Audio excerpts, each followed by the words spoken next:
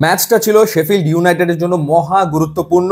বার্নলিকে হারাতে পারলে সেই ক্ষেত্রে প্রিমিয়ার লিগে সরাসরি প্রমোশন পাওয়ার সম্ভাবনা থাকতো শেফিল্ড ইউনাইটেডের, কিন্তু সেটা আসলে হয়নি। পয়েন্ট টেবিলের 2-এ থাকা বার্নলি তারা 2-1 গোলে হারিয়েছে শেফিল্ডকে এবং তারা সরাসরি প্রমোশন পেয়ে গেছে প্রিমিয়ার লিগে, সাথে লিডস ইউনাইটেড।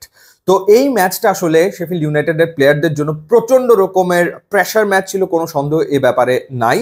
তো সেরকম একটা ম্যাচ শেষ হওয়ার পর রেফারি যেই মুহূর্তে আসলে বাঁশিটা বাজালেন, ঠিক সেই মুহূর্তে বার্নলির সমর্থকরা তারা আসলে মাঠে ঢুকে যায়। 50 থেকে 60 জন সমর্থক মাঠে ঢুকে গেল এবং তারা তেড়ে গেল হামজা চৌধুরীর দিকে।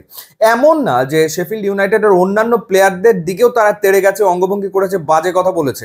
তা কেন, কি কারণে টার্গেট করলো হামজা চৌধুরীকে? হামজার দিকে ছুটে গেছে, হামজার দিকে গিয়ে তার মুখের ওপরে গিয়ে বাজে অঙ্গভঙ্গি করেছে এবং বাজে ভাষা প্রয়োগ করেছে, যার কারণে হামজা চৌধুরী তিনি তার মেজাজ হারিয়ে ফেলেন এবং তিনিও আসলে তখন তেড়ে যান ওই উগ্র সমর্থকদের দিকে। পরবর্তী সময়ে নিরাপত্তা কর্মী এবং পুলিশরা এসে তাকে মাঠ থেকে বের করে নিয়ে যাওয়ার চেষ্টা করে এবং টানেল দিয়ে তিনি যখন যাচ্ছিলেন, টানেলের পাশে আবার শেফিল্ড ইউনাইটেডের কিছু ফ্যান ছিল, তাদের সাথে আবার বার্নলির ফ্যানদের তর্কাতর্কি শুরু হলে সেখানে আবার হামজা চৌধুরী জড়িয়ে যান। পরবর্তীতে টানেলে অনাকাঙ্ক্ষিত ঘটনা আসলে ঘটে এবং এই ঘটনার পর শেফিল্ড ইউনাইটেডের কোচ যিনি ক্রিস ওয়াইল্ডার, তিনি বলেছেন যে মাঠে আসলে যথেষ্ট নিরাপত্তা ছিল না প্লেয়ারদের জন্য।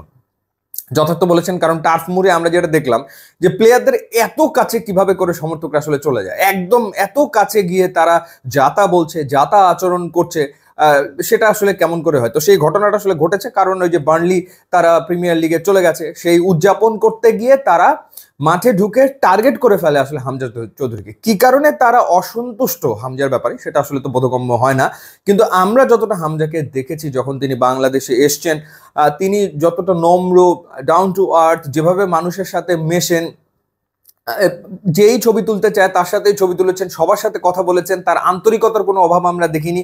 সেই মানুষটা যে ক্ষেপে গেলেন, তার মানে বোঝাই যায় যে কি পরিমাণ ক্রিয়া হলে তিনি আসলে এই প্রতিক্রিয়াটা দেখিয়ে ফেললেন, মানে কি পরিমাণ বাজে কথা তাকে বলা হয়েছে, কি পরিমাণ বাজে অঙ্গভঙ্গি করা হয়েছে, যার কারণে তিনি এই প্রতিক্রিয়াটা আসলে দেখিয়েছেন।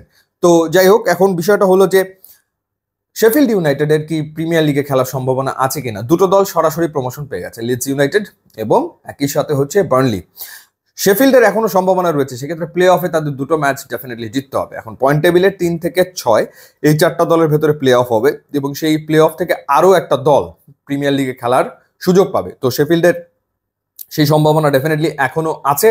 সো একই হামজা চৌধুরীর যে দল লিস্টার সিটি, সেটা অবনমন হয়ে গেছে, রেলিগেটেড হয়ে গেছে।